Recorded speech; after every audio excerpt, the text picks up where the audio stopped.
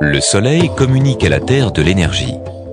Une partie de cette énergie solaire est renvoyée par l'atmosphère sous forme de rayons lumineux avant même de toucher la Terre. Une seconde partie est réfléchie par le sol. Enfin, une troisième partie est restituée par la Terre vers l'univers sous forme de chaleur. Afin de mieux comprendre la variabilité du climat, il faut mesurer avec une grande précision la différence entre la chaleur absorbée par le système climatique et celle sortant au sommet de l'atmosphère. Il s'agit en fait de déterminer le bilan radiatif de la planète. Les nuages ont une grande importance dans le bilan radiatif. Certains nuages réfléchissent les rayons solaires avant qu'ils n'atteignent la Terre. D'autres bloquent dans l'atmosphère les émissions thermiques issues de la Terre. C'est une partie de ce phénomène que l'on appelle effet de serre.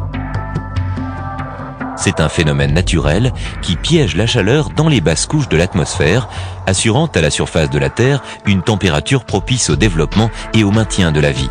Les aérosols de toute nature, poussière naturelle ou particules en suspension influent sur ce phénomène. Cet effet de serre est un fragile équilibre dont les scientifiques cherchent à scruter précisément l'évolution. Un instrument spatial français, Scarab, a été spécialement développé pour étudier le bilan radiatif et quantifier ces flux qui contribuent à cet équilibre.